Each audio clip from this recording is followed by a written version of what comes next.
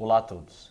No mês de julho, dedicamos uma série de vídeos do Cardio Learning para contar a trajetória da TAV, ou implante percutâneo de válvula aórtica, desde o primeiro estudo partner, que mostrou benefício para pacientes com risco cirúrgico proibitivo, até o estudo CERTAV, que expandiu a aplicação para pacientes com risco cirúrgico intermediário. Nessa semana foi publicado no JAMA o Low Risk TAV, um estudo americano que avaliou o risco da TAV em pacientes de baixo risco cirúrgico, comparando com um controle histórico. O estudo com 200 pacientes acompanhados por 30 dias não observou nenhuma morte, nenhum caso de AVC, infarto ou disfunção renal em 30 dias. Além disso, esteve associado a um menor tempo de internação, menor taxa de sangramentos maiores e menor incidência de fibrilação atrial.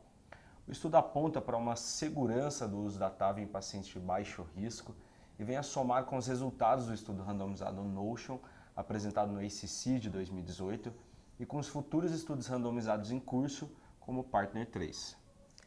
Mudando um pouco de assunto, sabemos que a associação de métodos anatômicos e funcionais coronarianos traz ganho substancial tanto no diagnóstico quanto na estratificação de pacientes com doença coronária, auxiliando na tomada de decisão da necessidade de revascularização. Neste aspecto, a angiotomografia com avaliação de FFR desponta como uma boa alternativa, principalmente por ser um exame não invasivo. Esta semana, o JACC publicou um estudo que utilizou este como um exame inicial de escolha em pacientes com dor torácica sem doença coronária conhecida. Após a angiotomografia, os pacientes com estenose entre 30% e 70% realizaram FFR-CT. Os que apresentaram FFR maior do que 0,8 permaneceram em tratamento clínico e os com menor que 0,8 podiam permanecer em tratamento clínico por apresentar lesões em vasos distais ou realizar angiografia invasiva a critério clínico. O desfecho primário foi composto por morte geral, infarto, hospitalização por angina instável e revascularização não planejada. A incidência do desfecho foi semelhante entre os pacientes com lesões menores que 30% e os com lesões intermediárias e FFR maior que 0,8. Porém, foi maior nos grupos com FFR menor que 0,8, sendo o risco de infarto do miocárdio menor no grupo com FFR menor que 0,8 e que realizou angiografia invasiva do que no grupo que permaneceu em tratamento clínico, sem testes adicionais. O estudo sugere que o FFR-CT é efetivo em diferenciar pacientes que não necessitam de testes ou intervenções adicionais quando o FFR é maior do que 0,8, de outros pacientes de mais alto risco, com FFR menor do que 0,8 e que podem se beneficiar da intervenção.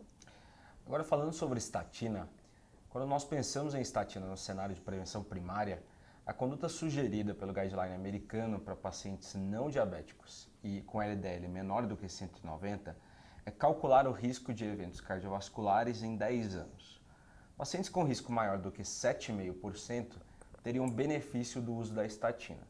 O artigo publicado no JAMA dessa semana desafia a compreensão do cenário da prevenção primária atual ao propor a avaliação do risco cardiovascular e potencial benefício da estatina nos próximos 30 anos e não nos habituais 10 anos avaliados. Com uma série de projeções estatísticas, o estudo estima que ao se considerar os riscos cardiovasculares de 30 anos, mais pacientes poderiam se beneficiar do uso de estatina com NNT de 7. A indicação da estatina seria expandida principalmente para um perfil de pacientes mais jovens, com LDL elevado e que habitualmente não receberiam a terapia hipolipemiante. Muito interessante. O JAMA abrangeu nesta semana um tópico também muito interessante, a influência do clima na incidência de infarto do miocárdio. Uma das primeiras descrições do aumento de casos no inverno data de 1926, e desde então diversos estudos vêm sendo feitos tentando associar fenômenos ambientais à ocorrência de infarto. A maior parte deles avaliou apenas temperatura do ar e presença ou ausência de neve. Este estudo, porém, realizado na Suécia, avaliou diversos parâmetros meteorológicos, como temperaturas médias, mínimas e máximas, velocidade do vento, duração do sol, pressão atmosférica, umidade do ar, neve, chuva e mudança de temperatura. O estudo foi feito com dados de todos os pacientes admitidos com infarto em unidades coronárias da Suécia por 16 anos, chegando a quase 300 mil pacientes. Foi confirmado um aumento de casos com baixas temperaturas, mas também com maiores velocidades de vento e menor duração do sol.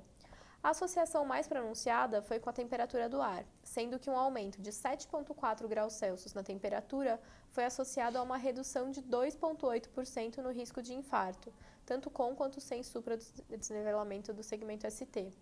Essas informações são interessantes, pois podem auxiliar orientações clínicas no sentido de prevenção de eventos, bem como a planejar a melhor alocação de recursos públicos. Até a próxima.